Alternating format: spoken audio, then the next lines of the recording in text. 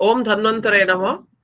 All India Ayurveda PG entrance test 2022 के success story series में आज हम बात करेंगे डॉक्टर अंजलि चौधरी से, जो कि गौड़ ब्राह्मण आयुर्वेद कॉलेज रोहतक से बीएमएस कर रखे हैं और उनका ऑल इंडिया पीजीईटी में ऑल इंडिया रैंक 155 है और उनको all India institute of Ayurveda में रोग निदान सब्जेक्ट अलर्ट हुआ है और जो कि वो सेकेंड राउंड में ऑलरेडी लॉक कर दिए हैं। तो अभी हम उनसे उनके एक्सपीरियंस के बारे में जानेंगे। Doctor Anjali, welcome to Ayushwar Ayurveda academy channel and first of all I must like to congratulate you on your great success. How are you feeling? Thank you ma'am for giving me this opportunity to share my success story. मैं बहुत ज़्यादा खुश हूँ ma'am ये goal achieve करने के बाद, क्योंकि तब आप एक जर्नी स्टार्ट करते हो तो कुछ गोल एक रखते हो और जब वो गोल अचीव कर लेते हो तो बहुत ज़्यादा खुशी तो होती है, साथ में कॉन्फिडेंस भी आता है, तो बहुत खुश हूँ। बेटा, जो मुझे याद है आपका इंटर्नशिप जो है वो अक्टूबर लास्ट वीक में खत्म हुआ था 2022 के, और आपका एग्जाम जो है वो 2022 के 15 अक्टूबर को था, है ना? और मुझे जो पता चला है कि आपके वहां पर सिविल हॉस्पिटल में आपका ड्यूटी जो है वो बहुत स्ट्रिक्टली फॉलो किया जाता है। तो आप मुझे थोड़ा सा बताइए कि आपने मैनेज कैसे करते थे? आप ऑनलाइन क्लास लेते थे, तो आप ऑनलाइन क्लास और आपका जो सिविल हॉस्पिटल का जो इंटर्नशिप का ड्यूटी, तो ये दोनों को आप कैसे मैनेज करते थे? थोड़ा मुश्किल होता था मैम, बट ये था कि अभी करना ही है, इसी साल ही करना है। तो ड्यूटी मेरी इवनिंग में होती थी और क्लासेस भी इवनिंग में होती थी, तो उसको थोड़ा मैनेज करना पड़ता था। क्लासेस रिकॉर्ड कर लेती थी, फिर सुबह के टाइम स्टडी करना होता था और शाम को ड्यूटी होती थी। कई बार थोड़ा टाइम मिल जाता था तो रिकॉर्डिंग ड्यूटी के टाइम सुन लेना, तो थोड़ा मेहनत करना पड़ा, थोड़ा स्ट्रगल हुआ, बट मैनेज हो गया समहाउ। गुड, मैंने भी ये चीज को नोटिस किया हूँ, आप रेगुलरली टेस्ट सीरीज में अच्छे स्कोर करते थे और इवन जब हमने देखते थे जाके आपका एनालिसिस को कि कहाँ कहाँ पर गलत हुआ क्या है, every time I was getting your improvement.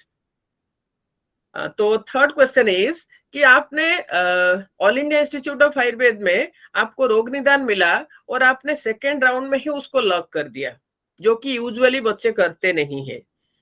तो ऐसा क्यों? आपने रोग निदान सब्जेक्ट क्यों लिए हैं और उसमें आप सेटिस्फाइड होके उसको सेकेंड राउंड में लॉक कर दिए, ये क्यों?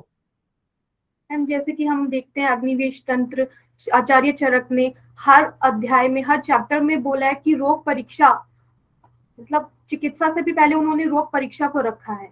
जो सबसे पहले रोग परीक्षा रोग निदान में ही आता है, तो अगर हम किसी रोग को अच्छे से उसकी परीक्षा ही नहीं कर पाएंगे तो चिकित्सा कैसे करेंगे, इसीलिए रोग निदान को रखा है। दूसरा मैम की रोग निदान में आता है नाड़ी परीक्षा, जो उसका सबसे इम्पोर्टेंट पार्ट है, सबसे मेन है, जो आज के टाइम में लोग भूलते जा रहे हैं, वो कहीं ना कहीं लुप्त हो गया है नाड़ी परीक्षा। तो इस वजह से मैम मैंने रोग निदान को चूज किया।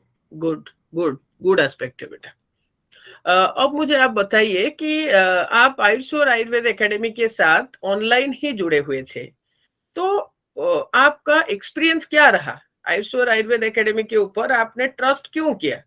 आपका एक्सपीरियंस क्या रहा? क्या आपने जिस एक्सपेक्टेशन लेके आप ज्वाइन किए थे आयुष्वर आयुर्वेद एकेडमी, उस एक्सपेक्टेशन को रीच कर पाया? यस मैम, आयुष्वर के बिना ये जर्नी पॉसिबल ही नहीं थी, क्योंकि तब हम एक जर्नी स्टार्ट करते हैं, कोई गोल सेट करते हैं, तो सबसे इम्पोर्टेंट होता है कि हमें गाइड, हमारा गाइड कैसा है। तो आयुष्वर ने मुझे बहुत बहुत हेल्प किया, क्योंकि मैम का पढ़ाने का तरीका इतना सरल है। आयुर्वेदा को वो ऐसे पढ़ाती हैं कि बस कॉन्सेप्ट क्लियर हो जाता है, हमें बर्डन नहीं लगता है, क्योंकि सब बच्चों की परेशानी सिर्फ आयुर्वेदा ही होती है, हमारी संहिताएं होती हैं जिनको बच्चा बहुत डिफिकल्ट समझता है, पर मैम उनको इतना अच्छे से पढ़ाती है, कंसेप्ट इतना क्लियर कराती हैं, रिवीजन क्लासेस इतनी बार होती है, आप रिकॉर्डिंग कितनी बार भी सुनो तो वो चीजें दिमाग में बैठ जाती है, रटना नहीं पड़ता, निमोनिक्स नहीं मैम फालतू के कराती, वो सिर्फ कंसेप्ट समझाने के लिए हमें बोलती है, रिवीजन के लिए बोलती हैं।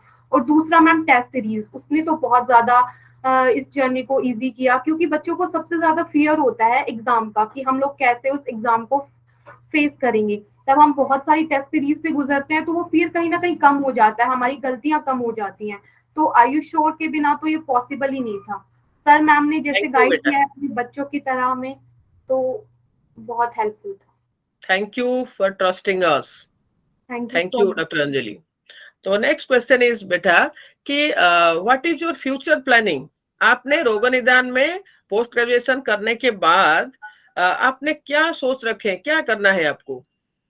मैम मैं एमडी के बाद रोग निदान में चाहती हूँ कि नाड़ी परीक्षा, जीवा परीक्षा, मूत्र परीक्षा, आज के टाइम में ये सारी चीजें इतना लुप्त हो गई हैं कि कोई इस पे ध्यान नहीं देता, पर ये इतनी इम्पोर्टेंट है, संहिताओं में इतना इम्पोर्टेंट पार्ट है नाड़ी परीक्षा और ये मूत्र परीक्षा, और इतनी सारी डिजीज हैं जो हम इनसे पता लगा सकते हैं, और एक अच्छा उत्तम वैद्य बनने के लिए रोग परीक्षा आना उतना ही इम्पोर्टेंट है जितना चिकित्सा। Good, very good, very good, good understanding. बेटा, ये मेरा लास्ट क्वेश्चन है आपको कि जैसे आप तैयारी कर रहे थे, आप संघर्ष कर रहे थे, और सबसे बेस्ट पार्ट जो आपके साथ हुआ है वो ये है कि आफ्टर इंटर्नशिप आपको टाइम वेस्ट करना नहीं पड़ा, है ना? तो आपका इंटर्नशिप कंप्लीट हुआ और आपका एमडी का एडमिशन हो गया, है ना? That's the great thing. तो ऐसे ही बहुत से बच्चे संघर्ष कर रहे हैं अभी एग्जाम लिखने के लिए, 2023 का ऑल इंडिया आयुर्वेद पीजीईटी लिखने के लिए. तो उन लोगों के लिए आप क्या कहना चाहेंगे? आपका मैसेज क्या रहेगा उनके लिए? मैम तैयारी तो सभी बहुत अच्छे से करते हैं, बट डिसएडवांटेजेस ये हो जाते हैं कि टाइम टेबल हम लोग बनाते हैं पर हम उसको फॉलो नहीं कर पाते, हर दिन नया टाइम टेबल बना लेते हैं जिसकी वजह से हम अपने शेड्यूल पे स्टिक नहीं रह पाते। तो सबसे पहले जो भी टाइम टेबल बनाए उस पे स्टिक रहें। और दूसरा रिवीजन, सबसे मोस्ट इम्पॉर्टेंट चीज यही है कि आप रिवीजन ज्यादा करें।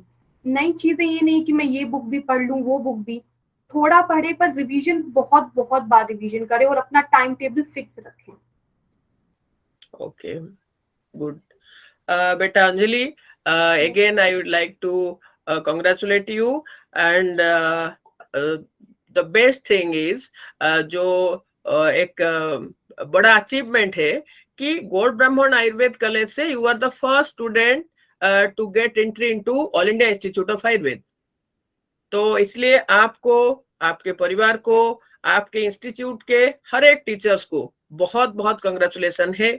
इसके पीछे उन लोगों का भी हाथ निश्चित है, आपका बेस वो लोग बनाए हैं, तो वो लोग भी उतना ही हकदार है कंग्रेचुलेशन की जितने कि आप हो, है ना? God bless you, wish you all the best. ईश्वर से यही कामना है कि आपका जो भी स्वप्न है आपके फ्यूचर को लेके उसमें आप सफल बनो. गॉड ब्लेस यू बेटा. Thank you.